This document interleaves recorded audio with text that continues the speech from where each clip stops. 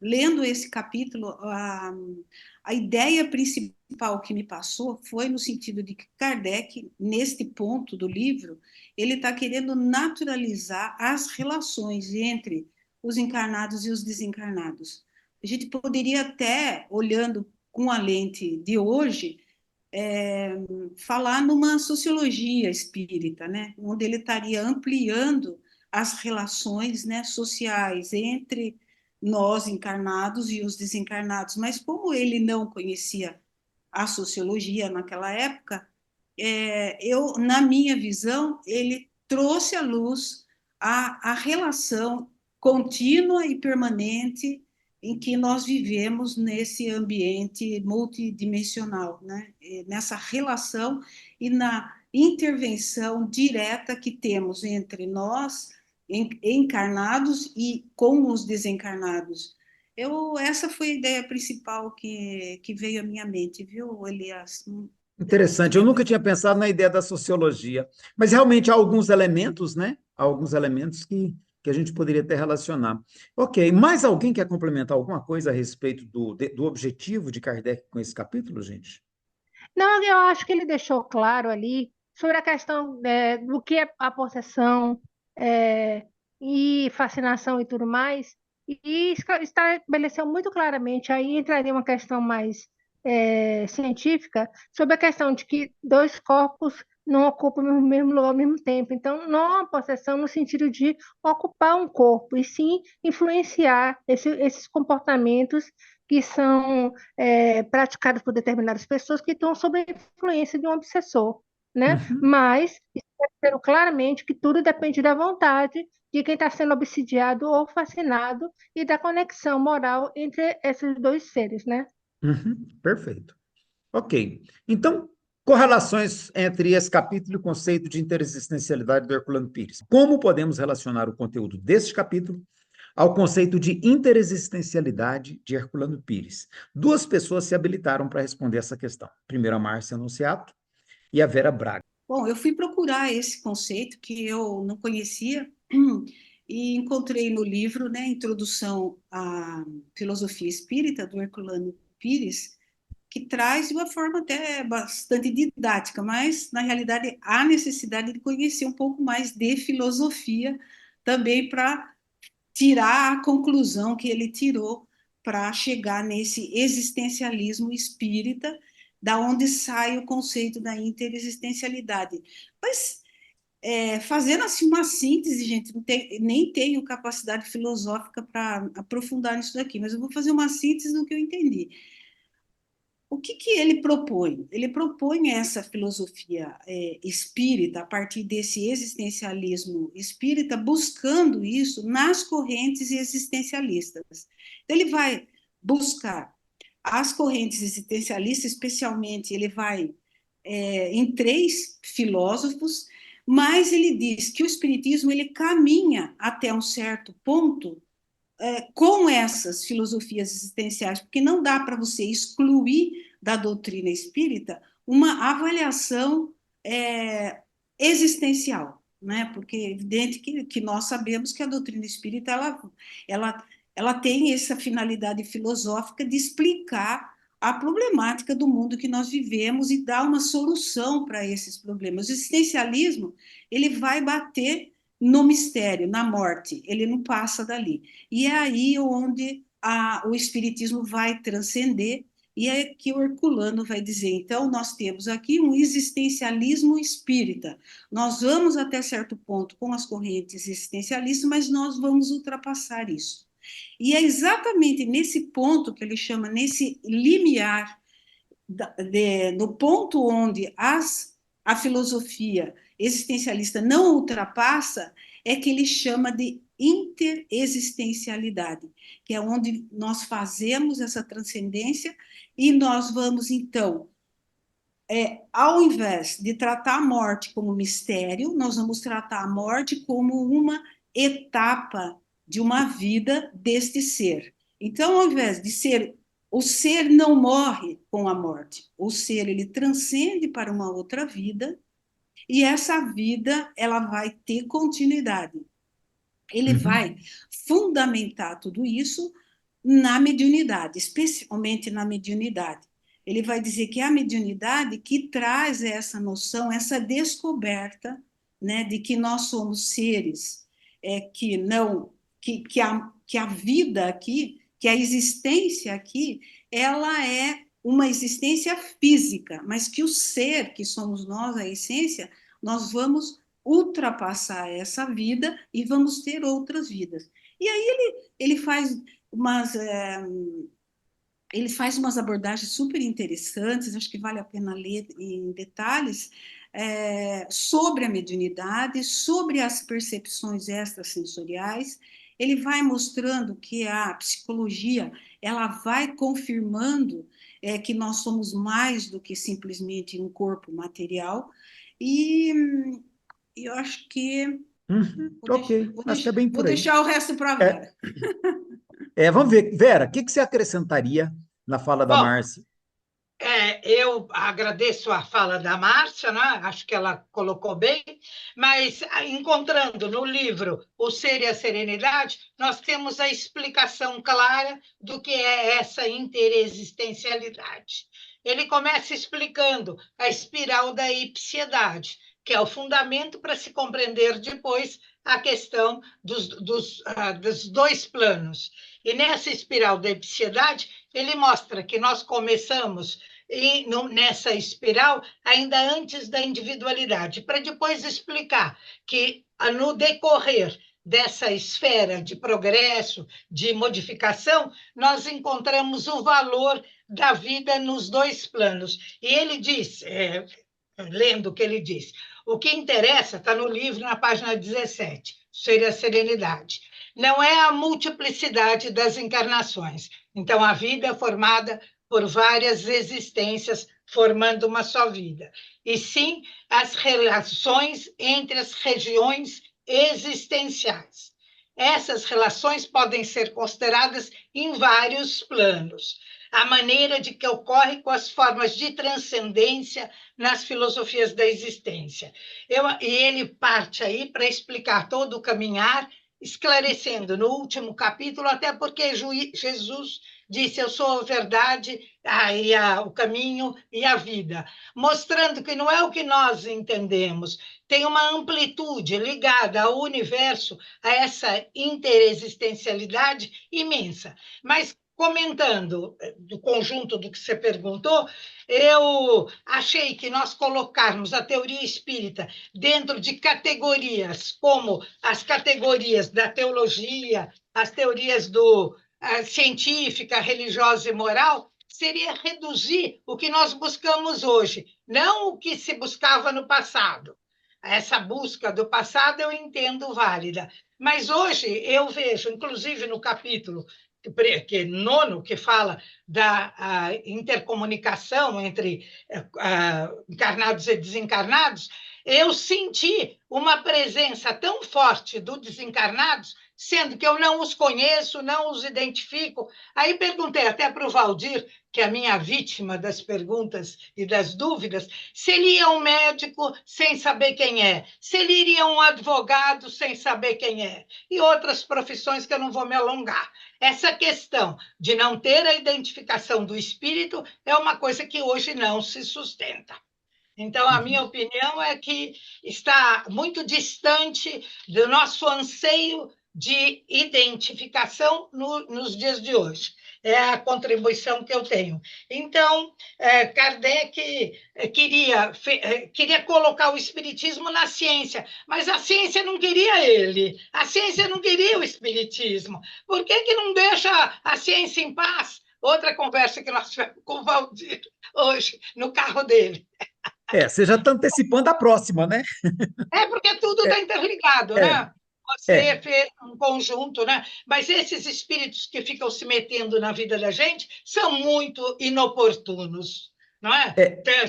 Não, não quero, obrigada. E também não quero ir para o nosso lar e vestir túnica branca. Isso está me incomodando muito. Eu quero continuar de salto alto. Pois eu queria então, gente, só para a gente fechar, eu acho que com a fala da Márcia e da Vera, a gente pode perceber claramente, né, que todos nós somos seres interexistenciais. né? Todos nós, porque o Herculano, a princípio, ele pensava nesse conceito para o médium. Ele pensava no médium como um personagem interexistencial, porque ele transitava entre essas diferentes dimensões, entre essas diferentes formas de existência. Ao mesmo tempo que ele estava em contato com o mundo espiritual, ele estava em contato com o mundo terreno, né? E sob certos aspectos, a gente vai perceber que isso se dá com todos nós. É isso que Kardec, portanto, está explorando, sem usar esse termo. Esse termo vai ser cunhado por Herculano Pires bem mais tarde, né, já 100 anos depois. Herculano Pires vai cunhar esses termos, interexistencialidade. Mas é disso que Kardec está tratando quando ele fala de interferência dos espíritos no mundo corporal, né? É disso que ele está tratando. Então, acho que é bom a gente perceber que o Herculano Pires está fazendo é conceituar melhor essa abordagem do próprio Allan Kardec, tá?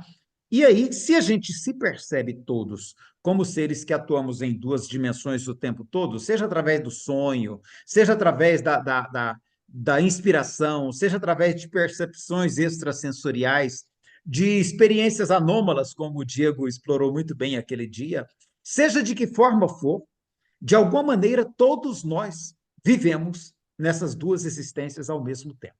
Perceber isso é muito bom. Eu vi, quem foi que estava comentando, gente? Acho que foi lá do Lar São Luís, né?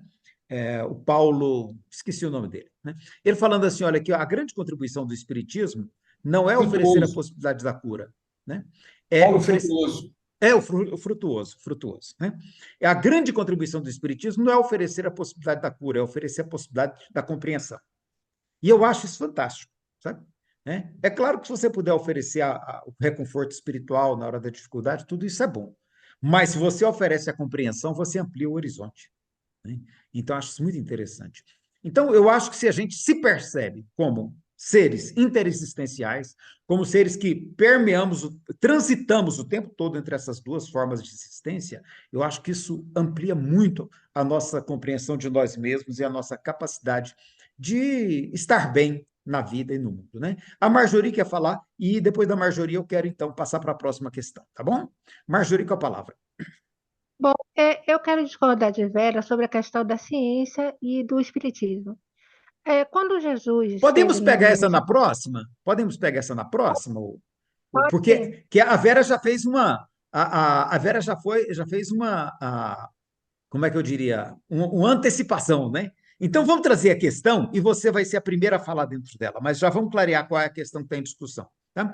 Eu peguei isso aqui, gente, isso aqui eu peguei por minha conta. Tá? Eu não usei nenhum referencial teórico nem nada para fazer essa distinção, só porque eu queria puxar esses aspectos, tá? Que são tipos diferentes de argumentação que é possível a gente encontrar num texto, numa fala, num determinado. Normalmente, um palestrante vai usar vários deles, né? Mas eu peguei aqui, e aí a Marjorie já está candidata, é a primeira que vai analisar. Nós vamos pegar a questão 466, né? Nós vamos pegar os seguintes tipos de argumentação: a teológica, tá? Teológica é aquela que remete às questões a uma divindade, a Deus, a uma compreensão transcendental. O filosófico, que é aquele que vai articular a partir da lógica racional, né? Da racionalidade, do encadeamento de ideias que possa proporcionar uma conclusão, uma compreensão a partir de uma análise racional. O científico é quando a gente tem a possibilidade de observar, experimentar, tirar conclusões a partir da própria observação do fato ou do fenômeno, ou às vezes até mediante teste, experimentação e etc. E o moral, quando a gente vai pegar, então, as implicações morais daquilo que a gente está analisando. Então, eu peguei esses quatro que são os mais comuns no texto kardeciano e que eu acho que é bom a gente aprender a perceber isso no texto, né? E a pergunta é: quais desses tipos de argumentos podem ser identificados na questão 466? E até pedir a Marjorie para primeiro ler a questão, né? E, em seguida, comentar para nós. Então, Marjorie, é com você. Quer que alguém leia para você? Se puder fazer isso, porque está meio Quem, limitado aqui meu acesso. quem teria aí o livro dos Espíritos disponível Está para na ler para mão aqui, nós? eu posso ler. Então, lê para nós, Valdir, vai lá. Vamos lá. Questão 466. Isto. Por que permite Deus que os espíritos nos incitem ao mal? Os espíritos imperfeitos são os instrumentos destinados a experimentar a fé e a constância dos homens no bem.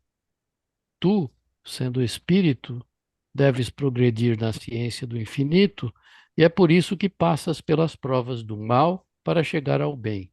Nossa missão é a de colocar-se no bom caminho, e quando más influências agem sobre ti, és tu que as chamas, pelo desejo do mal, porque os espíritos inferiores vêm em teu auxílio no mal, quando tens vontade de o cometer. Eles não podem ajudar-te no mal, senão quando tu desejas o mal. Se és inclinado ao assassínio, pois bem, terás uma nuvem de espíritos que te entreterão entre esse pensamento em ti, mas também terás outros que tratarão de influenciar-te para o bem, o que faz que se reequilibre a balança e te deixe senhor de ti. E aí um comentário de Kardec. É assim que Deus deixa à nossa consciência a escolha da rota que devemos seguir e a liberdade de ceder a uma ou a outra das influências contrárias que se exercem sobre nós. Vai lá, Marjorie.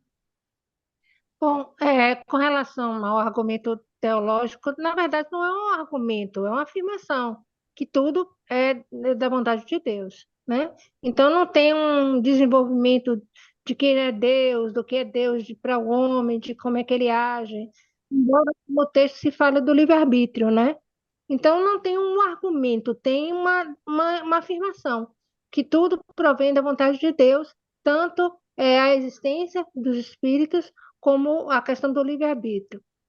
A questão do argumento filosófico tem a ver basicamente com essa questão do mal e do bem mesmo, né?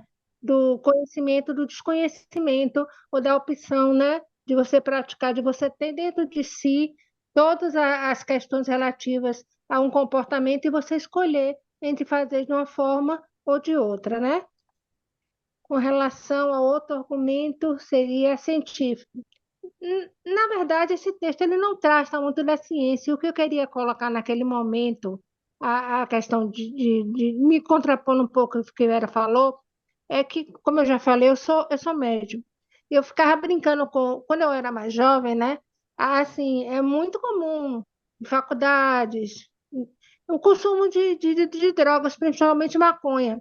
Aí eu brincava com os meus amigos que eu não fumava porque eu não precisava, que eu vivia no estado alternado de consciência. Eu vivo entre o mundo espiritual e o mundo material, que é a nossa condição como médium mesmo, né?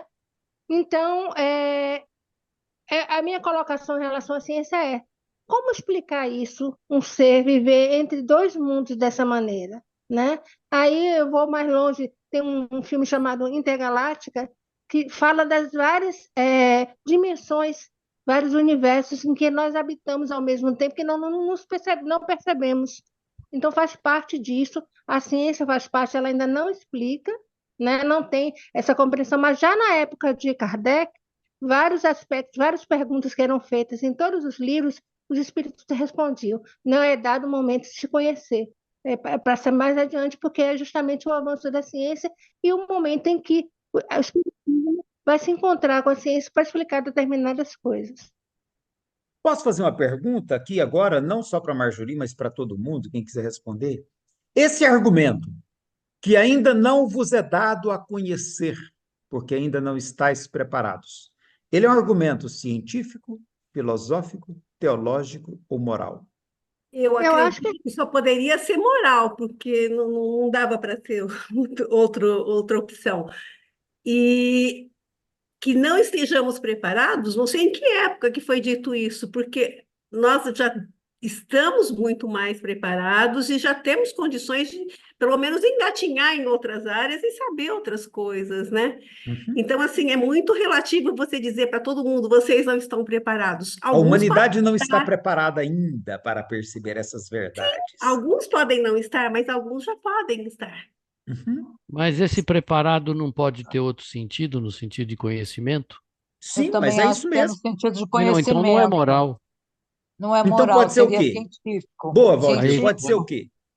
Aí você pode levar para a ciência, para a filosofia. Não, mas eu É. perguntei o argumento. O argumento, O ele é de argumento natureza seria moral, científico. teológica, científica ou filosófica?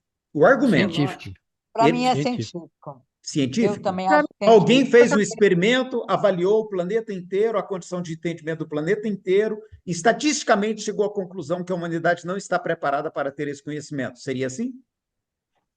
Não Não. acho assim. Não nesse Não é sentido. científico. Então não é. Tá nessa base não é científico mesmo. Não é. Seria filosófico Eu podia Teológico, pode ser? ou teológico? defender. É teológico. Eu diria mais filosófico do que teológico. Por que mais Alfonso, só um minutinho para a gente. E aí eu já te passo, tá? Fala. Por que mais filosófico e teológico? E tem mais a ver a filosofia, ela abrange mais esse assunto de uma maneira mais lógica. Eu não vejo muito isso dentro da teologia. E aí Platão chegaria à conclusão que a humanidade não está preparada para receber certas verdades. Seria nesse, né? Vamos ver o Alfonso. Alfonso. Para a época, tem um fator científico, tá? Por exemplo, a questão dos elementos. Os espíritos colocam bem os elementos formadores do universo, é o elemento espiritual e o elemento material.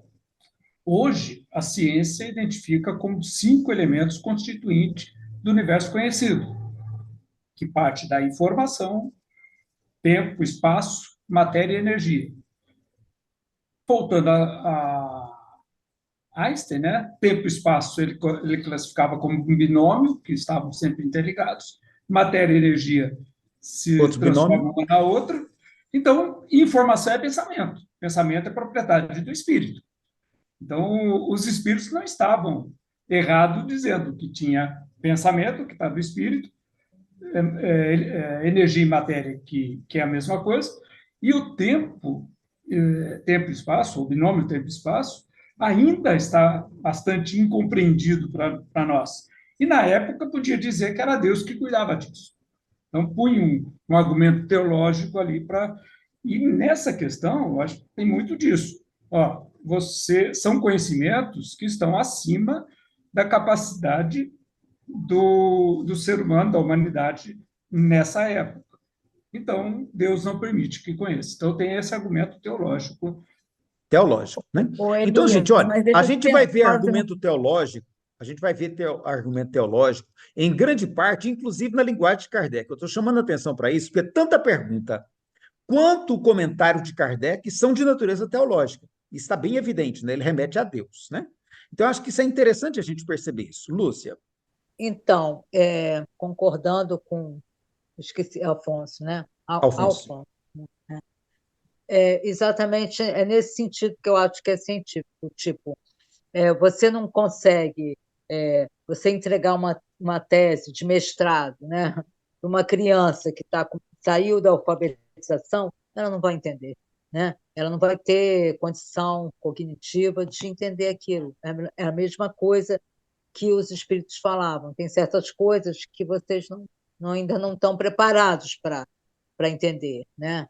E também acho que, na maior parte desse capítulo que eu li, né, é muito teológico, porque Deus permite, o tempo todo ele faz esse tipo de pergunta.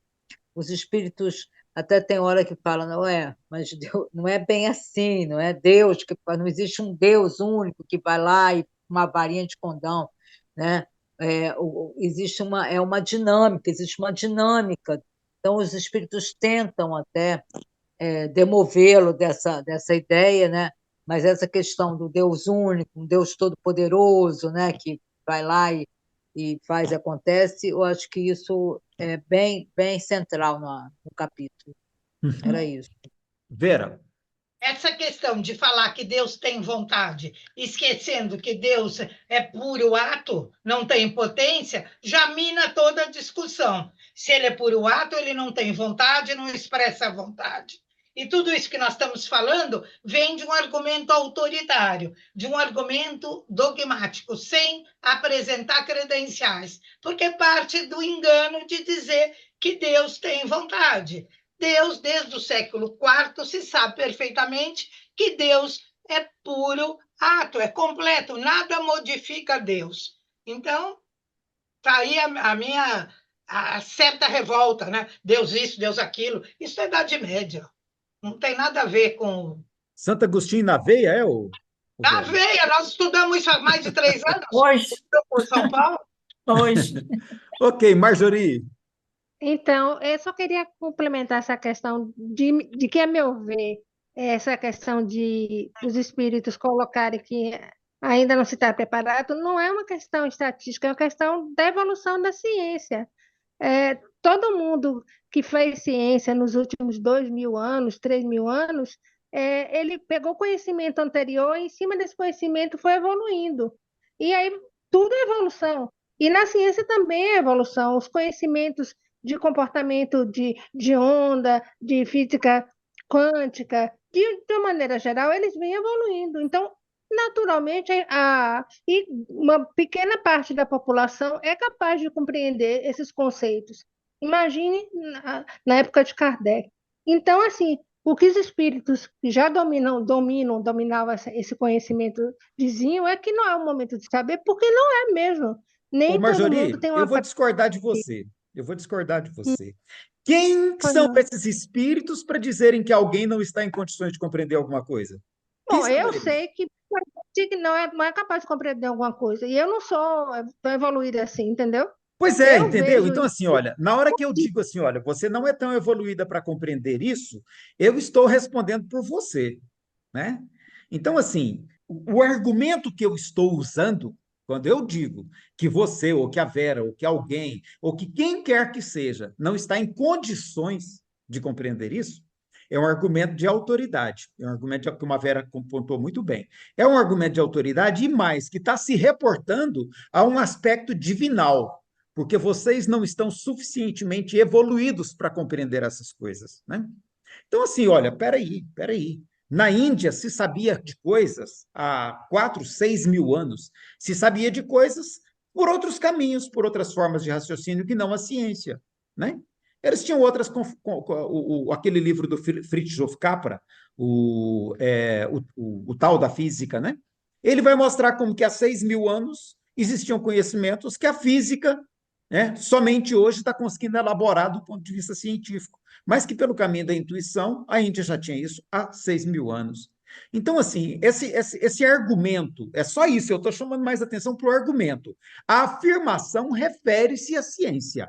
Ele está dizendo, vocês não têm capacidade de alcançar esse conhecimento, porque a ciência ainda não evoluiu ao ponto. Tá, ok. Isso vale para o Ocidente e vale do ponto de vista de analisar o desenvolvimento histórico. Mas o argumento de quem está dizendo isso é que é um argumento teológico. Tá? O argumento é que é teológico. Ele está afirmando sobre ciência, mas o que ele está usando é uma ideia de divindade, uma ideia evolucionista, né?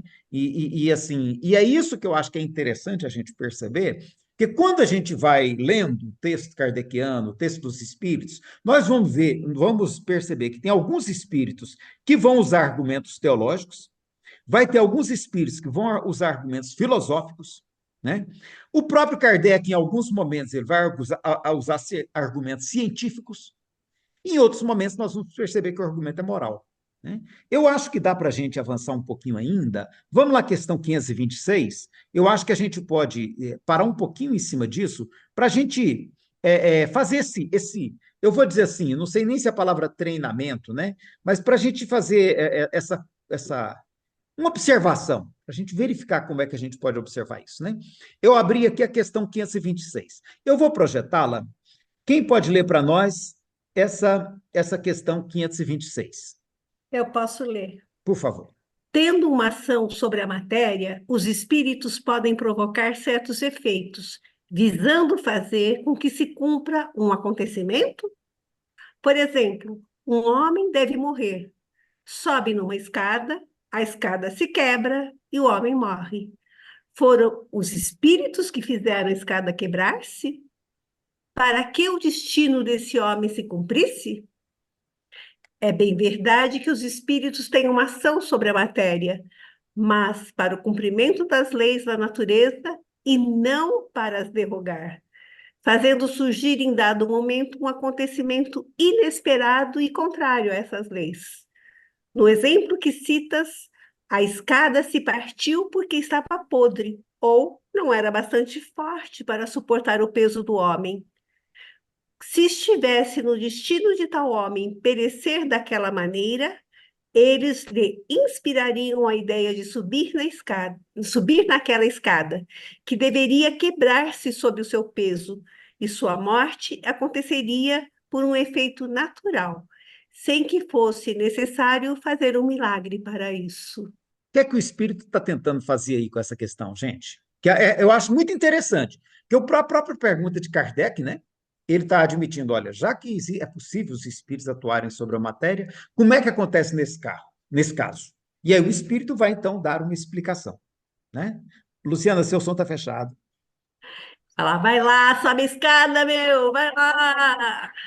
Pois é, esses dias eu vi uma explicação, achei muito interessante, eu fiquei encantado.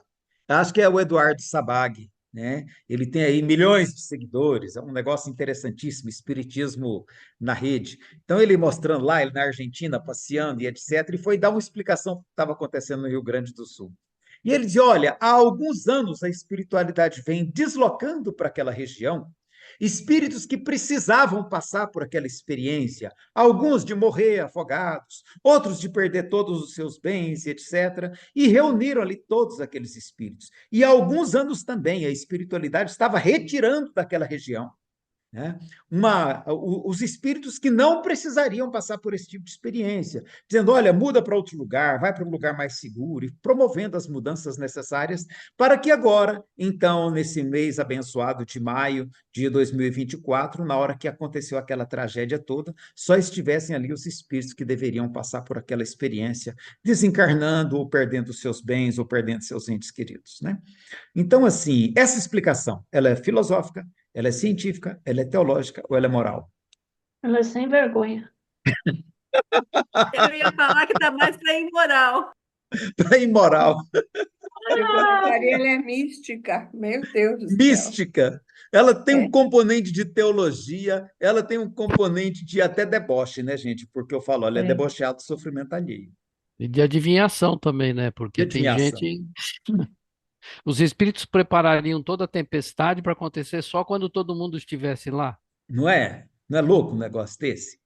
Então, veja até que ponto chega quando a pessoa se permite usar esse tipo de argumentação, sem analisar bem o que ele está dizendo, né?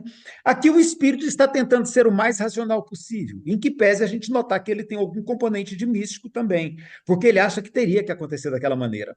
Então, ele, de certo modo, ele vai dar uma misturadinha aí, tentando filosofar com teologia, né? Então, assim, isso a gente tem que entender que vai estar presente no argumento dos espíritos também. E aí, uma pessoa perguntou lá no post que eu fiz essa semana, a pessoa perguntou, mas eles não são espíritos superiores? Vamos entender o que é espírito superior para Kardec, né, gente? Espírito superior é Fénelon, Lacordaire, Lamennais, Rei Luís IX de França, Delphine de Girardin, Irmã Rosália Rendu. Para Kardec, todos são espíritos superiores, ou seja, espíritos que ele mesmo, lá na Revista Espírita, vai dizer, espíritos que têm um nível de inteligência e de moralidade que não são o comum da vivência humana. Para Kardec é só isso. Nós é que viajamos na maionese imaginando espíritos transcendentais, detentores de toda a verdade. Os espíritos, eles comentam uma condição, a gente vai observar em várias respostas, bem humana também, né? Então é bom a gente perceber isso. Eles também vão lançar mão desse tipo de argumentos, eles também terão dúvidas, né? E a gente pode perceber isso com tranquilidade. Deixa eu ver, tem mais questões que eu separei para a gente fazer essa mesma análise, vamos ler a próxima para a gente ver como é que ela acontece. Quem lê para nós aqui a 527? Posso ler? Vai lá. Tomemos um outro exemplo em que o estado natural da matéria não apareça. Um homem deve perecer fulminado por um raio. Refugia-se debaixo de uma árvore. O raio cai e o mata.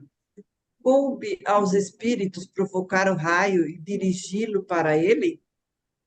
Ainda é a mesma coisa. O raio caiu sobre aquela árvore, naquele momento, porque estava nas leis da natureza que assim fosse.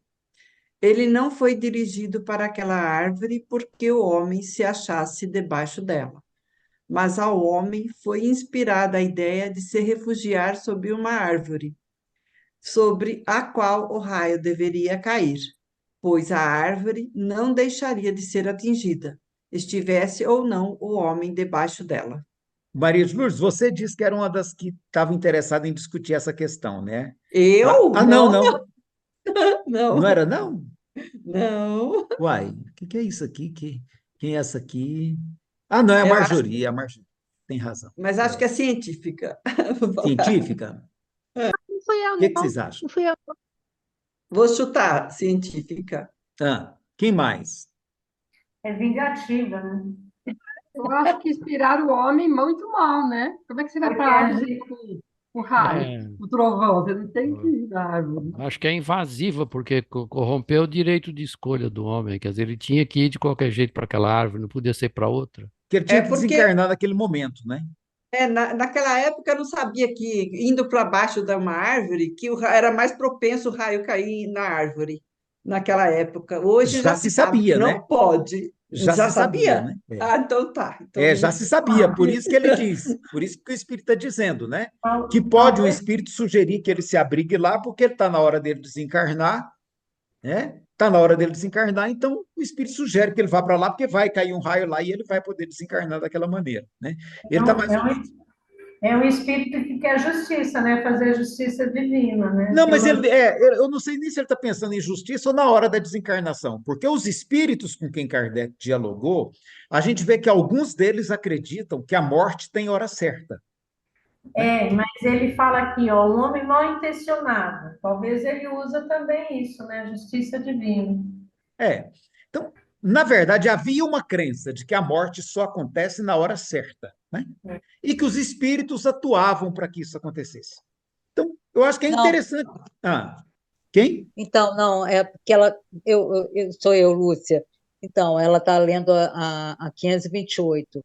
Eu É. acho que o que ele está colocando é que, a partir do momento que o espírito se colocou na sua história que ele vai morrer de uma Daquele determinada jeito. jeito, ele é induzido, os espíritos que estão em volta, porque esse capítulo fala disso, que você tem uma legião de espíritos em volta, sendo os bons e os maus, e vão prevalecer o conselho dos bons se você for um homem bom, né? Se você é malvado, você vai acabar absorvendo os conselhos dos malvados. Então, o que eu entendi aqui é que ele disse que se houve essa intenção dele morrer desse jeito, os espíritos vão influenciar para que ele vá até lá, mas ele não sabe que ele planejou morrer assim. A gente não sabe como planejou morrer, mas da maneira como a gente planejou morrer, essa maneira vai acontecer, porque os espíritos em volta vão influenciar você para cumprir o que você se propôs. O que você É se isso que eu propôs, né? entendi. Então, assim, aí é um argumento, pode ser um filosófico, se você, né, Pode ser teológico. pode ser Eu estou teológico. reportando a ideia, né, de que Deus provê a Então, desencarnação de todo mundo na hora certa, da maneira certa, exatamente. né? Então, pode ser teológico, pode ser filosófico, no sentido de que, no sentido central do espiritismo, né, do objetivo, que é uma filosofia, né, também, né? Uma tentativa de explicação, né? Vamos para 528 e vamos ver o que ela também nos ajuda. Vai lá. Nadir, você já tinha começado a falar dela. Completa seu raciocínio. 528? Então, Lê ela para nós e completa. um homem mal intencionado dispara contra alguém um projétil que passa de raspão e não o atinge. O espírito bondoso pode tê-lo desviado? Se o indivíduo não deve ser atingido, o espírito bondoso lhe inspirará a ideia de se desviar, ou então poderá ofuscar seu inimigo, de maneira a fazê-lo errar a pontaria. Pois, uma vez disparado, o projétil segue a trajetória que deve percorrer. Agora que eu vi, né, que eu estava na 528, e por isso que eu respondi justiça, né? porque geralmente a gente torce para que o malfeitor sempre leve a pior, né? Que o castigo vem fazer justiça. E ultimamente a gente anda desejando muito isso. Eu acho que naquela época também. Foi mais ou menos nesse sentido. Mas Ok. para mim é isso mesmo, é teológico, aquela visão ainda de que você faz e você recebe, você ação e reação, né? Você está colhendo o que plantou, de castigo, né? Não acredito. Ok. Antes da Marjorie falar, eu quero puxar aqui uma questão interessante, que eu acho que é importante a gente perceber quando a gente está estudando esse trecho aqui, né? Vocês percebem que aqui nas respostas, nessa abordagem aqui, não existe uma discussão das questões sociais envolvidas, né? Então, por exemplo, hoje, mais uma vez, teve um confronto da polícia lá no Rio de Janeiro, ainda não examinei direitinho a questão, a Eracilda estava aqui incomodada com isso, né? Mas hoje tivemos mais uma criança que morreu por bala perdida. O Haroldo disse certa feita numa palestra que não existe bala perdida, existe bala achada. Que essa bala perdida foi encontrada pelo espírito porque ela tinha endereço certo. Portanto, essa criança que desencarnou e essa família tinham que passar por essa experiência, né? E, assim, isso gerou, assim, o Haroldo, ele é muito bem referenciado no movimento espírita e gera uma admiração, todo mundo admira. Eu particularmente, admiro muito a eloquência, a maneira como ele fala, gosto muito, né? Tem algumas discussões no campo doutrinário e essa é uma delas, né? Essa é uma delas. Será que a gente pode afirmar assim? Porque realmente, aqui o Espírito está dizendo que pode fazer com que evitar, né? Mas isso também deixa entendido que poderia atrair, tá? E existe aí também uma ideia de uma lei de atração que atrai a pessoa para aquele incidente em que ela deve morrer ou deve passar por uma experiência de dor, seja o que for. Então, assim, que também é um argumento teológico. Um argumento teológico. Existe uma lei de atração, uma lei divina, existe uma vontade divina, um Deus, né, que de alguma maneira comanda, tá? E aí, alguns críticos vão dizer assim, ó, será que isso não é uma maneira de a gente fugir das discussões sociais? Eu coloco isso para vocês. Eu vou deixar a Marjorie, depois a Luciana, e a gente vai caminhando nessa discussão. Vai lá, Marjorie. Não, na verdade, que eu fiquei horrorizada com esses dois. Eu já li, né, há muito tempo o livro dos Espíritos, já reli, mas eu nunca tinha notado. E eu fiquei horrorizada, ficou parecendo aquele desenho animado que tem a morte com a foice correndo atrás das pessoas para matar. Então é uma coisa assim muito louca. E a questão que, na verdade, assim, é uma dúvida que eu tenho, né? Essa questão que você colocou agora, que embora seja uma questão teológica, se mistura com a questão científica, a lei de ação e reação, que ela existe de fato, que é uma lei de que a energia que desequilibra num ponto, ela é reequilibrada mais adiante de uma determinada maneira. E aí, assim, e que também, assim, é uma dúvida minha, quando nossos corpos são preparados para a reencarnação, ele tem um tempo de validade também, ele tem um tempo tem a ver com a vida das pessoas. Como é que funciona isso de fato, né? Então, assim, como você coloca que a pessoa tem hora marcada para morrer, mas assim, e o corpo não tem uma validade para ser o veículo de transporte daquele espírito durante sua jornada? Ok. Depois da Luciana Klemp, a gente tenta conversar sobre isso. Vai lá, Luciana. Vamos dizer, não vamos ser grosseiros, mas eu acho que é uma coisa que não deveria ser dita por alguém que até tinha um pouquinho mais de respeitabilidade antigamente. A aula passada a gente conversou sobre ele falar que o pessoal do Sul precisava passar por isso. Agora ele fala que as balas não são perdidas, são achadas. Agora, é o que a gente fala, a gente tem que fazer a nossa parte para melhorar a segurança, para trabalhar que nós estamos com muitos déficits em segurança.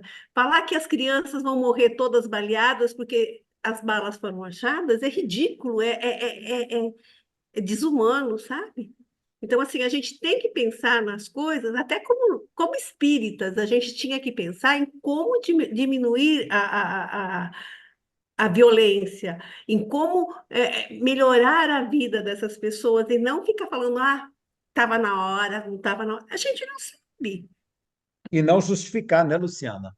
Sim. E não justificar. É desumano, é desumano. Né? Então, assim, eu quero, o Marjorie, você tocou num ponto importante que eu acho que a gente precisa. E aí eu te passo, tá, Afonso? Eu vou comentar um pouquinho da Marjorie e devolvo para você.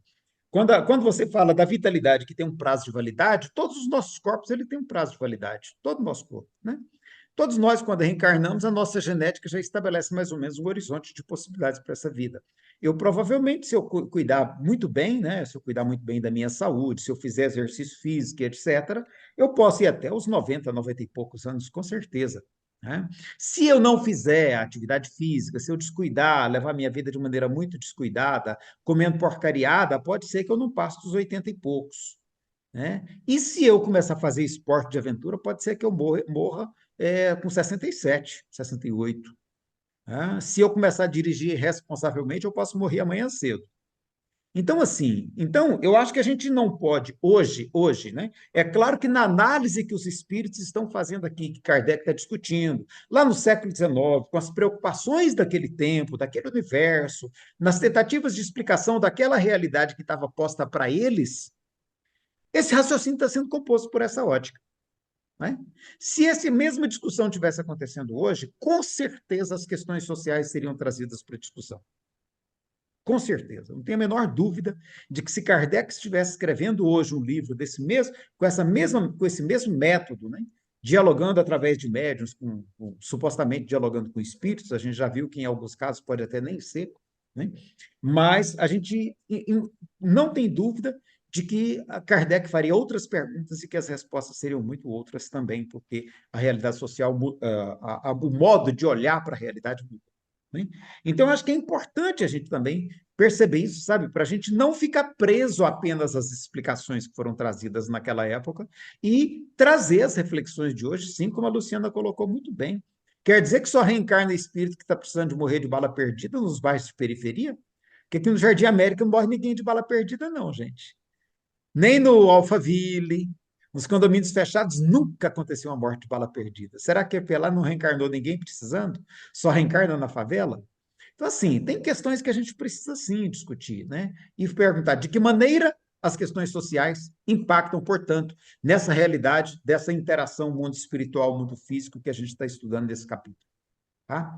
Acho que é muito importante a gente pensar isso. De que maneira a realidade social impacta sobre isso, de vez que esse não era um modo de analisar as coisas que já estava estabelecido, como a Anunciato colocou muito bem no início, né? Não existia sociologia com Kardec. A sociologia estava sendo inventada. A palavra tinha sido inventada pelo Augusto Comte naqueles dias, naqueles anos. Né? Então, assim, não existia sociologia. Kardec não tinha essa ferramenta para analisar. Tá? Hoje, se a gente for analisar, como é que a gente integra esses conhecimentos, tá? Eu acho que é bom a gente pensar nisso, né? Alfonso, com a palavra. Bom, primeiro, uma crítica e uma defesa do Haroldo. A crítica, que é essa história de bala perdida, bala achada, ele pegou uma piada dos paraibanos que falavam, aqui na Paraíba não tem bala perdida, não. Todas elas têm endereço. Então, ele pegou uma piada que ele deve ter escutado e usou nesse comentário dele, que realmente foi muito feliz. Agora, quanto à palestra em relação ao Rio Grande do Sul, eu procurei a palestra que ele fez e o comentário dele em relação à ocorrência do Rio Grande do Sul foi justamente enaltecendo a solidariedade do povo brasileiro. Então, ele, em instante algum na palestra, falou que aquilo ali foi vivido porque o Rio Grande do Sul tinha que passar por isso. Ao contrário, ele chamou a atenção, enalteceu a solidariedade do povo brasileiro que andava apagada nesses últimos anos com essa dicotomia que a gente está tendo hoje, essa bem e mal, certo e errado que está tendo nas redes sociais. Então, ele é um pouco diferente do que foi comentado na semana passada e a ideia que nós ficamos, né? Eu fui procurar, mas realmente eu concordo com Elias, com Haroldo, de vez em quando extrapola na maneira de fazer, e concordo com a Vera, que diz que ele é juiz, ele tinha que mais cuidar bem do serviço dele, que ele está deixando de fazer para fazer tanta palestra. Mas eu gosto agora, das palestras dele, Alfonso. Eu não, gosto, tem muita palestra ele boa. fala bem, ele fala bem. Só É, que faz umas piadinhas de vez em quando que deixa a desejar.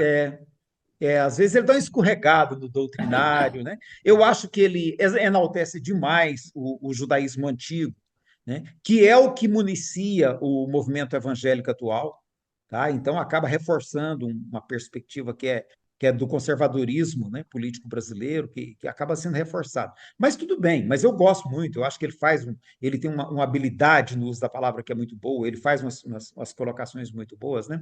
Mas eu concordo com você também que a grande crítica que ele recebeu foi por achar que era uma maneira de trazer de volta a ideia de Brasil, coração do mundo, pátria do evangelho. Essa foi a grande crítica que rolou nas redes sociais, né? Não, mas Mas eu concordo com você essa que o contexto frase era estava em interessante. relação à solidariedade A do brasileiro, solidariedade. não ao risco, não à situação que ocorreu no Rio Grande do Sul, tá? O E sim pessoal. a reação do povo em relação aqui. A crítica que o Foi pessoal esse o fez foi comentário assim, que olha, ele fez. a crítica que o pessoal fez é porque ficou parecendo, né? E aí é a maneira como a crítica apareceu. É que ficou parecendo que era preciso que houvesse um desastre para que o Brasil, coração do mundo, pudesse vir à tona novamente, a solidariedade se mostrasse, né? Acho Então, que aí assim, foi mal interpretado. eu também acho que é uma forçadinha. O Haroldo hoje é muito criticado. Quanto à questão aqui, nesse trecho, ele está muito querendo justificar as relações espirituais entre encarnado e desencarnado. Uhum. Então, e ele, pela formação religiosa que ele tinha, ele forçou um pouco a barra para a questão religiosa. Ele que está falando é o Kardec? Kardec. Ou o espírito? Kardec, tá. Kardec. Porque o Kardec ele escolhe as respostas que ele colocou aqui, né? Tanto as perguntas quanto a resposta. Ele não colocou tudo o que foi colhido, ele colocou nos livros. Ele fez uma seleção, uma seleção que é dele. Uma seleção muito grande, porque ele tinha material enorme, né? Agora, a questão sociológica, eu acho que ele faz, em vários momentos, um posicionamento que antecedeu a maneira da sociologia encarar as relações humanas. Concordo com você. Ele se antecipa em alguns momentos, né? Exatamente. Mas ele estava dentro do momento histórico dele. Exatamente. Não pode se exigir mais do que isso. Uhum. Ele não sabia que ia ter um Rio de Janeiro, né? Gente, exatamente. Embora houvesse uma periferia de Paris, Nadir, que ele mostra que ele conhecia, inclusive, né? Aquela lição 4 lá o item 4 do Evangelho. Conhecia e ajudava, né? Hã? Conhecia e ajudava. E ajudava. Aquela página dos infortúnios ocultos é belíssima. E ele escreveu de punho próprio aquilo ali. É tipo assim, você tem que dar esmola, né? Mas não mudar as leis. É mais ou menos não concordo com você, não. Não concordo, não. Tipo, a gente mesmo, né? A gente faz isso. Sim, tem pena. Porque Kardec, ele trabalhava na perspectiva de que a caridade é necessária para minorar o sofrimento, mas nós temos que mudar as instituições sociais. E esses dias, eu vou contar para vocês, antes de passar para a próxima, deixa eu ver se eu estou abusando do horário. Não, ainda dá tempo. Esses dias eu fiquei encabulado, porque eu estava analisando exatamente essa questão da transformação social em Kardec, e eu fui pesquisar, né, tentar entender como é que ele coloca isso melhor, tentar estruturar isso. E fui achar todos os momentos em que ele fala disso, na Revista Espírita, na Viagem Espírita de 1862, no Livro dos Espíritos, na Gênesis, Evangelho. Né? Ele não fala disso no Céu e Inferno e no Livro dos Médiuns. O restante você acha ele falando isso em todos esses livros. E eu fui tentar mapear isso. E notei que ele falava egoísmo como grande mal, egoísmo. Falei, engraçado, a palavra capitalismo não aparece na obra kardeciana. Né? E eu fiquei curioso, eu falei, engraçado. Aí eu fui no Google e perguntei quando foi criada a palavra capitalismo. Essa palavra foi escrita pela primeira vez em 1845, tá? Depois, em 1848, houve uma publicação de um livro com essa palavra. Então, 1045, 48. né? Então, a palavra capitalismo não existia. Então, eu estava observando, é por isso que Kardec fala tanto em egoísmo, mas ele não chega a fazer uma discussão de sistema social, né? É provável que tenha a ver com isso. Então, a palavra capitalismo era uma palavra desconhecida na época de Kardec, né? Ela vai aparecer com ênfase no livro do Karl Marx, em 1870. Aí Karl Marx vai enfatizar a palavra capitalismo, ele vai usar muito essa palavra, né? Então, talvez todos os escritores, se a gente for lá no Proudhon, se a gente for no Saint-Simon, no Fourier, eles não falam em capitalismo, porque essa palavra não existia. Eu achei muito interessante, eu não sabia disso, né? Então, assim, eu acho que até isso é bom a gente ter em mente quando a gente está lendo os textos, para ver a que ele está se referindo quando ele usa uma outra expressão, né? Mas vamos avançar um pouquinho aqui na 536 também, vamos ler, porque eu acho que isso aqui também é um ponto importante. Elias, Ah, Elias, a 529 não vai falar? Ele ah, fala sim, exatamente. É o mesmo assunto, né? Vai ler para nós aí, Maria de Lourdes, está aí na tela. Que se deve pensar das balas encantadas de que tratam algumas lendas e que fatalmente atingem um objetivo? Pura imaginação. O homem gosta do maravilhoso e não se contenta com as maravilhas da natureza. Esse Os, espírito pega uma linha espí- diferente, viu? Que interessante, né? Continua. os espíritos que dirigem os acontecimentos da vida podem ser contrariados por espíritos que desejem o contrário? O que Deus quer deve ser feito. Se houver demora ou impedimento, é pela sua vontade que acontece. Isso é um argumento Teológico, né? filosófico, científico, teológico ou moral? Ah, teológico, né? Totalmente teológico, né? Então, assim, olha, gente, eu acho que esse é um exercício bom, sabe, para a gente estudar Kardec, né? A gente vai percebendo esses detalhes e isso vai nos ajudando a compreender a época, como os livros foram escritos, né? E tudo isso nos ajuda. Eu peguei essa parte aqui também para a gente observar bem isso, sabe? E deixa eu ver aqui no plano de trabalho se vale a pena a gente se dedicar a esse ponto mais um pouquinho, ou se é melhor a gente já pular para o próximo, né? Eu acho que é bom a gente pular para o próximo, porque também nós vamos esbarrar numa questão muito importante. Eu acho que isso aqui já ficou claro. A gente já percebeu, já tem muitos elementos. Depois, quem quiser fazer um estudo dessa questão das outras aí, da 526 a 529, essa nós lemos, da 536 a 540, que é aqui quando ele vai falar aqui, olha, dos fenômenos da natureza, se os espíritos atuam nos fenômenos da natureza, a gente tem também que, inevitavelmente, voltar no tempo para entender o que está acontecendo, né? Então, se a gente for falar hoje, se Kardec fosse analisar hoje a ação dos espíritos nos fenômenos da natureza, com certeza a análise também seria outra, né? Que aí nós estamos, de novo, remontando a teologia, tá? Até mesmo o que acontece na natureza. Tá? Tudo tem uma razão de ser, nada acontece sem a vontade de Deus. Então, nós vamos ver que há toda aqui uma explicação teológica de achar que Deus está no comando de tudo, que tem espíritos no comando de tudo. E aqui tem uma questão, eu acho até que essa questão é muito importante. Eu acho que a gente não podia pular ela, não, porque senão. Mas a gente pode dar uma atenção para ela rapidinho, porque eu gosto muito dessa pergunta, porque ela abre uma perspectiva filosófica riquíssima e, ao mesmo tempo, a gente tem que ter cuidado com a aplicação dela, né? Que é essa 540. Eu vou pedir que alguém leia ela para nós e a gente vai encerrar com um pouquinho de alguma coisa bem superficial dela, tá? Só para a gente perceber como que aqui a gente tem aspectos de uma filosofia muito bonita, tá? E, ao mesmo tempo, tem uma teologia que a gente precisa compreender e delimitar. Vai lá, quem lê para nós? 540. Eu estou lendo. Vai lá. 540. Os espíritos que exercem uma ação sobre os fenômenos da natureza agem com conhecimentos de causa, em virtude de seu livre-arbítrio ou por um impulso instintivo e irrefletido. Uns sim, outros não. Faço uma comparação. Imagina essas miríades de animais que pouco a pouco fazem emergir do mar ilhas e arquipélagos. Julgas que não haja aí um fim providencial e que essa transformação da superfície do globo não seja necessária à harmonia geral? Entretanto, são apenas animais do último grau que executam essas coisas, provendo às necessidades e sem suspeitarem de que são os instrumentos de Deus. Pois bem, Do mesmo modo, os espíritos mais atrasados são úteis ao conjunto. Enquanto se ensaiam para a vida e antes de terem plena consciência de seus atos e de seu livre-arbítrio, atuam em certos fenômenos de que são os agentes inconscientes. Primeiramente executam, mais tarde, quando sua inteligência estiver mais desenvolvida, comandarão e dirigirão as coisas do mundo material. Mais tarde ainda, poderão dirigir as coisas do mundo moral.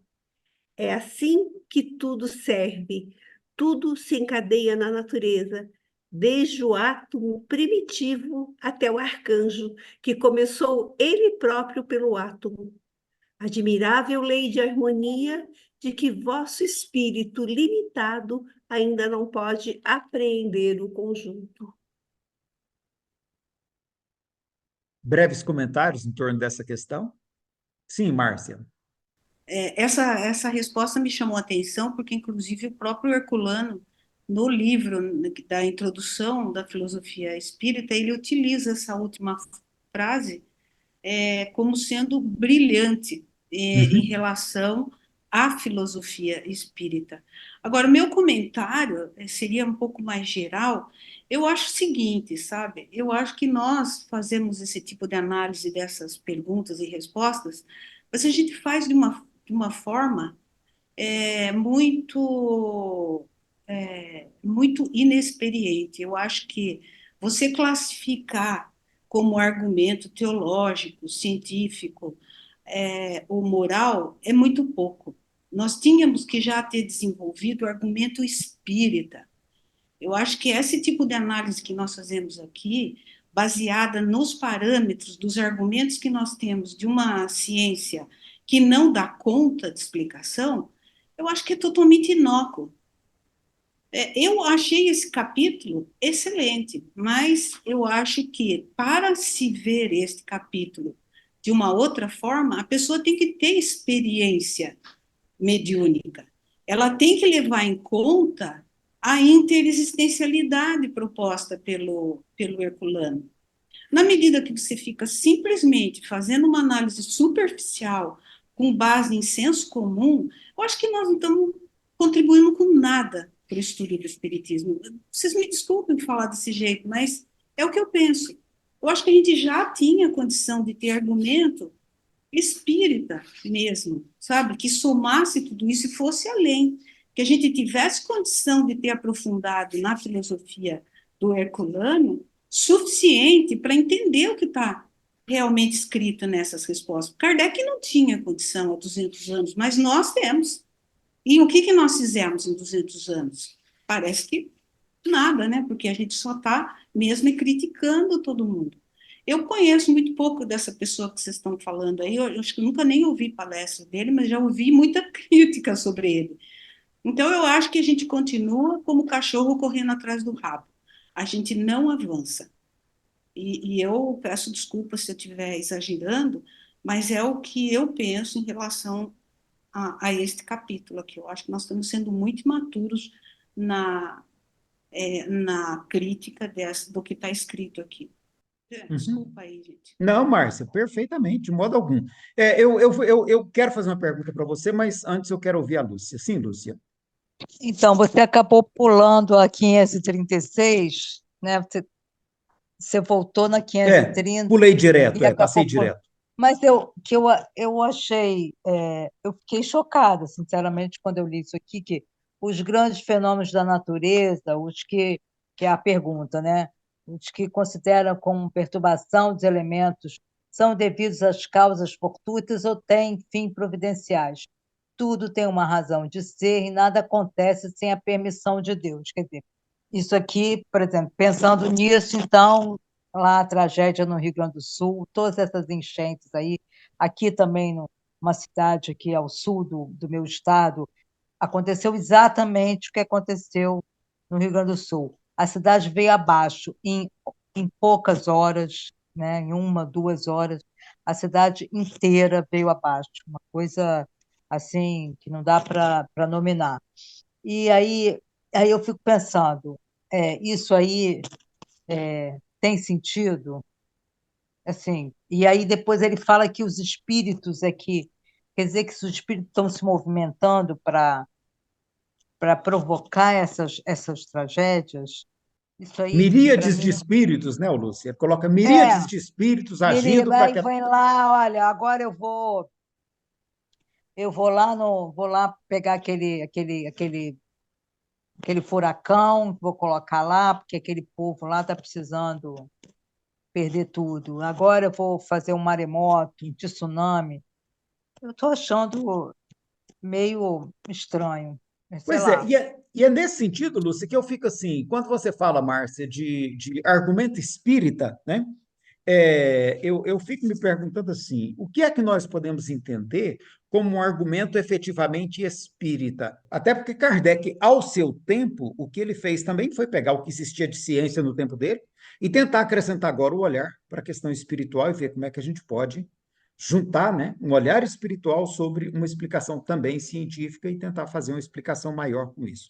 Como é que você vê essa questão quando você fala assim que a ciência hoje não tem elementos para isso, que nós já teríamos que ter um olhar espírita? Eu queria entender melhor isso que você pensa, sabe? Isso que você está dizendo. Por favor.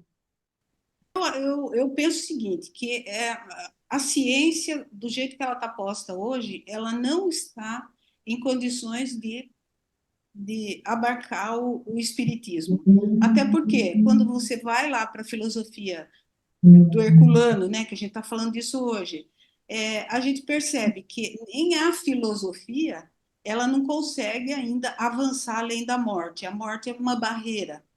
Enquanto nós trabalhamos com a imortalidade da alma, enquanto nós entendemos que a morte é apenas o final desta existência, mas que teremos uma outra existência em outras condições, que vivemos num mundo multidimensional, multiexistencial e que temos energia suficiente para interferir na vida dos encarnados, e se interferirmos na vida dos encarnados, é por óbvio que seremos influenciados pela vida dos desencarnados, por que a gente não raciocina desta forma? A gente continua raciocinando como se o mundo dos espíritos fosse outro, enquanto que o mundo dos espíritos é este aqui mesmo. Este tempo, vocês conseguem imaginar quantos espíritos estão assistindo a esta aula? Quanto nós estamos influenciando com esse conhecimento, esses espíritos que estão conosco nesta sala hoje? Quer dizer, alguém aí sentiu algum arrepio quando foi falado isso? Quer dizer, sabe, eu acho que a gente continua não raciocinando multidimensionalmente. A gente continua raciocinando como e agindo e pensando e analisando como encarnado, quando na realidade nós somos espíritos transcendentes, nós estamos além disso daí, a gente realmente está sofrendo.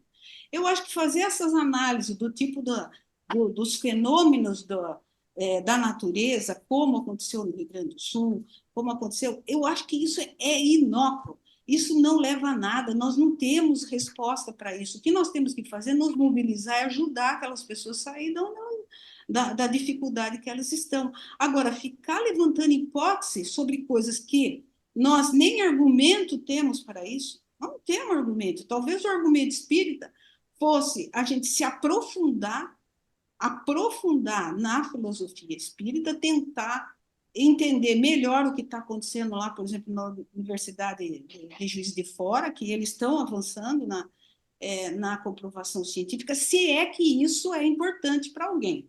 Para mim, pessoalmente, o argumento científico cartesiano não é importante no que diz respeito ao espiritismo. Não é, ninguém precisa me provar nada, eu sou capaz de Concordo compreender, inteiramente com você. né? Então, assim, acho que a gente tem que alargar os limites da análise do escrito de Kardec. Kardec escreveu há 200 anos e ele lançou as bases. Nós que precisamos avançar do que ele escreveu. A gente não pode ficar preso só no que ele escreveu e criticando o que ele escreveu, sabe, do jeito que foi escrito. Né? A gente sabe Tá. que aqui ele menciona até Santo Agostinho. Ora, Santo Agostinho escreveu e tudo que influenciou Kardec, logicamente que foi teologicamente. Então, não tem como a gente descartar que todos esses argumentos, todas essas perguntas e respostas, elas têm fundo teológico, na minha visão, né? Uhum. Na verdade, Márcia, assim, apenas explicando para ver se eu deixo, não deixo dúvidas a respeito, né? Eu tenho voltado nisso porque as pessoas leem essas perguntas nos centros espíritas e, a partir dessa interpretação extremamente reduzida, sem contextualizar, sem situar, elas fazem afirmações que levam a esse tipo de entendimento que a gente está vendo aí nas redes sociais. Por isso, eu, particularmente, achei, né, que, pelo menos entre nós, é bom que a gente aprenda a fazer essa distinção até para chegar a essa conclusão que você chegou e que todos nós aqui concordamos inteiramente, né? Que as pessoas ficam fazendo essas revelações espirituais mirabolantes, essas falas, sabe, absolutamente despropositadas, quando na realidade nós temos muitas outras questões. Nadir, eu vou pedir para a gente não insistir nesse ponto, porque senão a gente não explora o último, tá? E que eu acho muito importante, e que eu tenho duas pessoas para falar nele, que são a Maria de Lourdes e a Ana Mari, que é o 4. Eu brinquei aqui que seria um teste de conhecimento. Tá? Eu peguei lá a questão 509, deixa eu voltar nela então. Quem lê para nós? Uma das duas que se ofereceu, que são a Maria de Lourdes e a Ana Mari. Quem de vocês A duas lê para Anne, nós? pronto. Isso. 509. Os homens no estado selvagem ou de inferioridade moral têm igualmente seus espíritos protetores? E nesse caso, esses espíritos são de uma ordem tão elevada quanto os dos homens muito adiantados? Cada homem tem um espírito que vela por ele, mas as missões são relativas aos seus objetivos. Não dás a uma criança que está aprendendo a ler um professor de filosofia. O progresso do espírito familiar é proporcional ao do espírito protegido.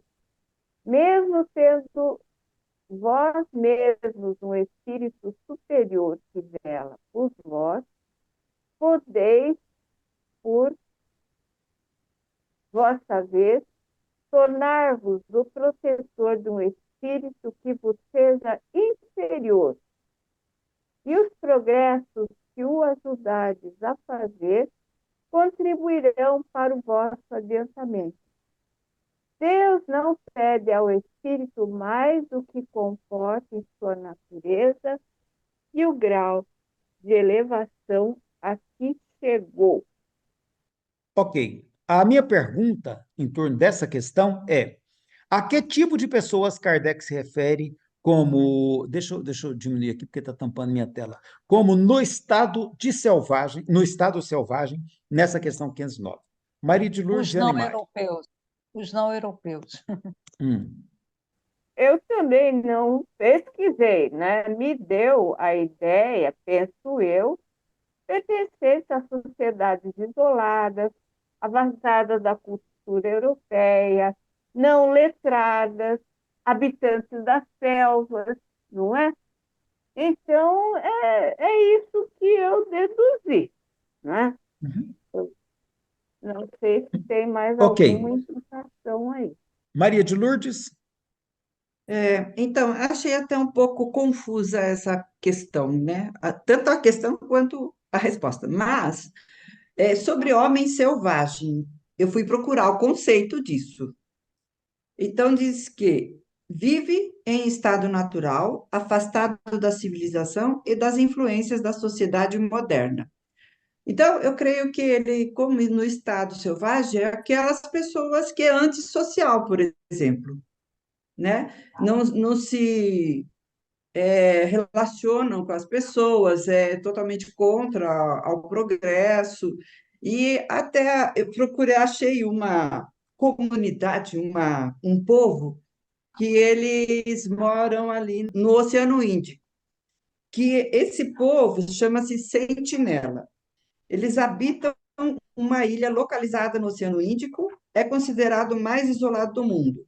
Então, assim, quando passa algum barco, alguma navegação naquele pedaço, eles atacam, né? Então, eles são totalmente avessos a outras pessoas, só eles é que podem ficar naquela ilha, naquele local. Então, acho que o Kardec estava mencionando essas pessoas que fazem assim, os atos delas são contrários àquilo que a gente julga como correto, moral, e acho que até temos muitos exemplos disso. Ok. Quem foi que disse aí que não europeus? Fui eu. Vai lá, explique-se, Então, Lúcia. porque na ocasião que Kardec escreveu, o conceito, né, de civilização, povo civilizado, era europeu. Então, a filosofia era totalmente eurocêntrica, né?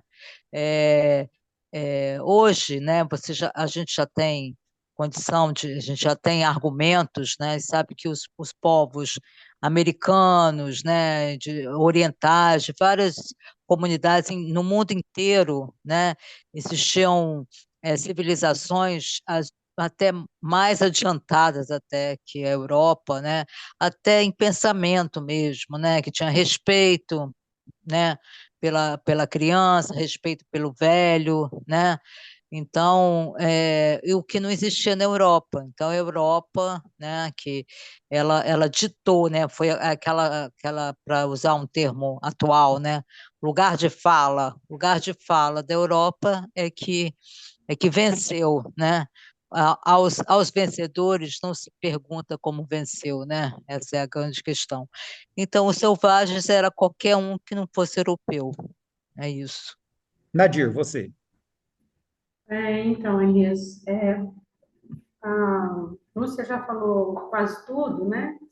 Mas, assim, na obra de Kardec, os povos selvagens mesmo são os negros, né? Africanos, os índios das Américas, né?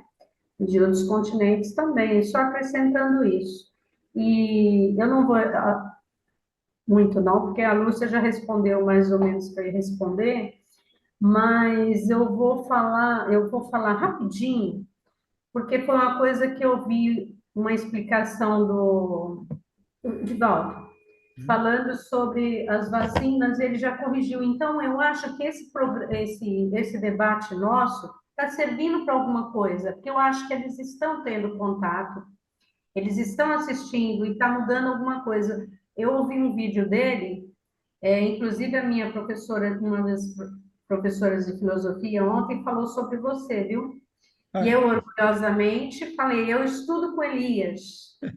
É um progresso, é a federação aqui do estado de São Paulo. Então, esse estudo que a gente está fazendo não é só criticar, não. Ele está servindo não é só criticar a obra de Kardec, mesmo porque quando Kardec, há 200 anos praticamente, concebeu, né, toda a obra, não existia. O Brasil, por exemplo, vou dar só um exemplo do Brasil, né? Não tinha problema nenhum ambiental, então ele não tinha muito o que falar de questões ambientais, porque o mundo era praticamente mata, né? Não tinha progresso assim que tinha destruído o planeta, né? E aí, a questão da gente estar sempre criticando, eu acho que está servindo, fazendo esse trabalho de crítica, está servindo, porque eles devem assistir, porque a postura do Divaldo, em 2 vídeos que eu vi, não o Haroldo, né, mas o Haroldo logo vai ver que está sendo criticado o livro, e provavelmente sirva para eles meditar e mudar a postura. Eu acho que o Divaldo, depois desses estudos críticos que está tendo, ele está mudando, né? Sobre a vacina, por exemplo, eu ouvi ele falando, dando a explicação. É isso que eu ia falar aquela hora que não pude. Eu quero aproveitar, nós temos 2 minutos e eu não quero estender o tempo de vocês, porque eu acho que é muito importante. Isso que você disse, inclusive, Márcia, eu acho que hoje a gente tem que ser capaz de fazer novas leituras, né? Então, assim, ó, não para criticar Kardec, não para criticar os espíritos daquele tempo, mas para dizer, gente, hoje existe uma nova leitura, né, que é bem na linha do que a Lúcia trouxe para nós, que é uma leitura não eurocêntrica, que é uma leitura decolonizadora, tá? Existe, né? Por exemplo, tem um livro que eu recomendo fortemente a leitura dele, que o livro se chama Uma Nova História da Humanidade, O Despertar de Tudo, Uma Nova História da Humanidade, tá? Que é de um Eu antropólogo. li, Você leu? maravilhoso. maravilhoso, a gente precisa ler. Maravilhoso. Outro livro que eu recomendo, né, O Brasil antes de Cabral, tá? Então, assim, hoje a historiografia, a arqueologia, a antropologia já chegaram à conclusão de que aquela história de que os habitantes das Américas eram selvagens, primitivos, que os africanos eram povos atrasados, aquilo lá hoje já não se sustenta mais. E eu vejo isso sendo muito utilizado no nosso meio, sabe? Essa é uma crença forte dos espíritas, né? Nós, a sociedade branca descendente da europeia, somos superiores, por exemplo, às sociedades indígenas que ainda existem no Brasil. Assim, sem querer aqui, a minha intenção não é criticar o Divaldo nem nada, mas é mostrar como que isso repercute do ponto de vista do conhecimento espírita. Muitos espíritas acreditam que a solução ideal para a questão dos indígenas brasileiros seria integrá-los à nossa cultura. Então, assim, é mais ou menos como os muçulmanos conseguirem a expansão, né, essa corrente mais radical dos muçulmanos, que não é só isso que tem no meio muçulmano, né? Mas essa corrente mais radical dos muçulmanos conseguir se expandir ao ponto de dizer assim, olha, agora todos vocês terão que ser muçulmanos, né? Venham se integrar à nossa cultura, porque a de vocês é inferior à nossa. Tá? Como é que a gente veria isso? Então, eu acho que é muito importante saber que hoje há outra leitura sobre a questão racial, há outro entendimento na sociedade estabelecido no meio científico, viu, Márcia? Assim, a ciência construiu essa explicação, né? E mostra, inclusive, que a sabedoria, eu gostei muito do que a Nadir disse, esses povos que a gente considerava até pouquíssimo tempo e que algumas pessoas até hoje consideram inferiores, essas pessoas têm uma tradição de agricultura não poluidora, de uma agricultura amigável com a natureza, que é o sistema de agrofloresta, né? Para quem não viu ainda, sugiro pegar vídeos do Antônio Bispo, tá? O Antônio Bispo, sugiro lerem Ailton Krenak, sugiro lerem Davi Copenaua, que são lideranças expressivas do movimento indígena e que mostram, sabe? Que mostram assim, olha, há sabedoria nesses povos que a gente nem imaginava que existisse.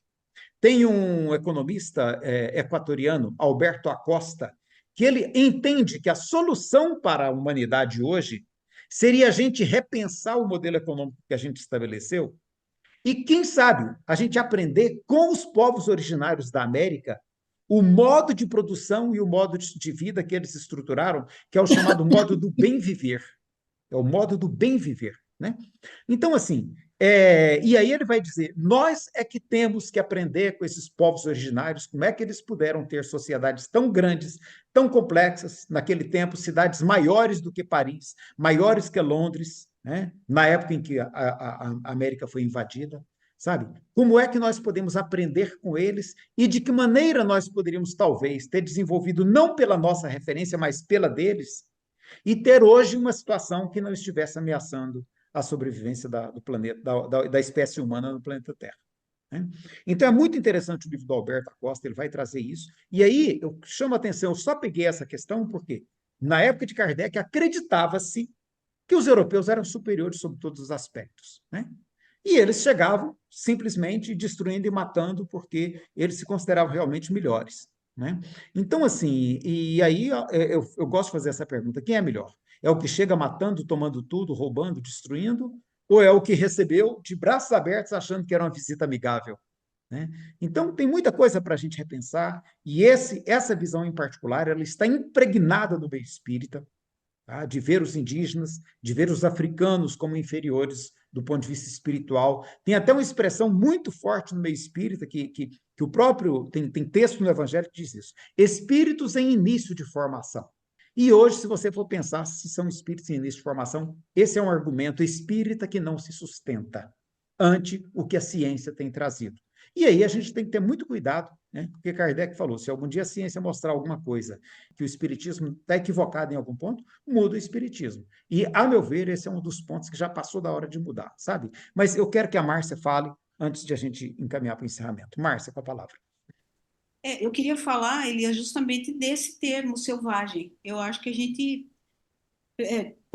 precisaria pesquisar melhor, porque até onde eu pesquisei, essa categorização do ser humano, ela começa no começo do cristianismo. Até ali, ninguém era civilizado ou bárbaro.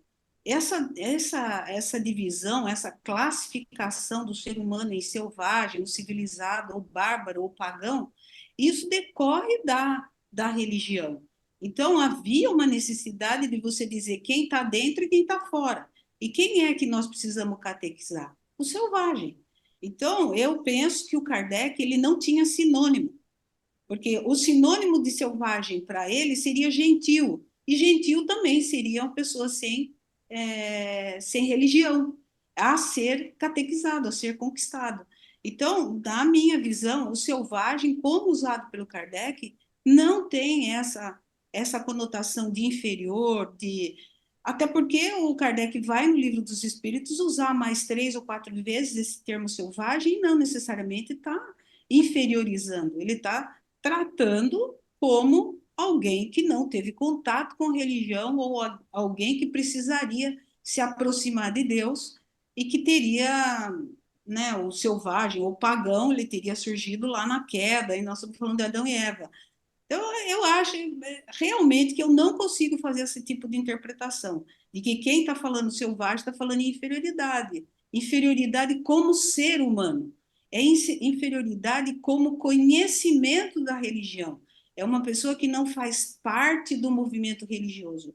Até porque, se a gente falar em europeu, vamos considerar que a Europa, né, ela não é tão antiga assim na conformação de Europa. E os irlandeses são considerados bárbaros até há pouco tempo. Assim também os povos escandinavos. Quer dizer, os cristãos, eles eram bárbaros ou selvagens para os romanos. Eu acho que não dá para fazer essa avaliação pura e simples de que selvagem era inferior, selvagem é índio, que selvagem é africano. Não é. Eu acho que isso sim tem conotação teológica. Isso não é nem Tá. conotação, tem história teológica, né? Eu acho que é por aí. É nesse aspecto que eu acho que a gente precisaria, talvez, abrir outras frentes de interpretação para aquilo que vem sendo interpretado de uma forma só, já com base em verdades prontas, né? Como se viesse pronto, olha, selvagem é inferior. Não é, porque onde surgiu? Por que Kardec usava isso? Tinha sinônimo? Não tinha. Ele ia se referir a quê? Né? Então, aí fica também aí um pouco dessa minha visão em relação à interpretação de Kardec. Ok. Como o nosso tempo não vai permitir que a gente avance mais, eu vou deixar recomendado que a gente leia na Gênese a teoria da raça adâmica, tá? E que a gente pesquise também onde é que essa teoria surgiu. Ela surgiu com dois pensadores na época pré-kardeciana, o Georges Cuvier, em 1848, tá? E tem mais um outro que agora eu não estou me lembrando o nome, mas dê uma olhadinha. Teoria da raça adâmica, tá? Eu sugiro que a gente faça uma pesquisa essa semana e compreenda essa teoria e o que ela dizia e o que ela implicava, tá? Porque essa teoria ela vai estar presente na obra kardeciana e essa é uma teoria que hoje já existe um olhar crítico sobre ela no meio da antropologia e que é bom a gente ter essa referência, tá ok? A gente já passou 7 minutos. Eu vou dar 10 segundos para a Clê falar alguma coisa, 15, não, 30, Clê, e a gente encerra em seguida. Fala, Clê. Não, eu só queria te pedir um favor, se você poderia repetir o nome dos 2 livros que você citou, por favor. Assim, O Brasil Antes de Cabral, o nome dele é 1499, O Brasil Antes de Cabral. O outro é O Despertar de Tudo, Uma Nova História da Humanidade. Ah, ok, muito Tem um obrigada. outro que eu gosto também, que eu acho que é uma referência boa. Eu não li ele todo, não. Eu andei fazendo consulta nele para fins de fechar o entendimento, que é O Roubo da História. E aí vem como os europeus roubaram, que é muito interessante também, e ajuda a gente a compreender por que os europeus conseguiram criar essa visão, né, de superioridade em relação ao restante do planeta. Gente, a gente infelizmente tem que parar. Eu morro de dó de parar, porque tem hora que as instituições estão tão boas, né? Que a gente fala, para que existe relógio? Dá vontade de quebrar os relógios do mundo, tudo, sabe? Para a gente não ficar escravo do tempo. Mas na próxima semana, na próxima sexta-feira, a gente dá um tempinho para a gente começar nesse início, pelo menos discutindo um pouquinho da teoria da raça adâmica, como que isso comparece, como que está na literatura espírita hoje e quais os impactos disso para as relações sociais, que eu acho que isso é muito importante, né? No mais, muito obrigado a cada um que esteve aqui e peço desculpas por ter atrasado um pouquinho, tá? E abram Boa seus semana a todos. microfones. Até semana que vem. Um grande abraço, Tchau, muita obrigada. paz. Tchau. Valeu, foi muito Muito bom bom estar fim de com semana. vocês. Você tá linda hoje.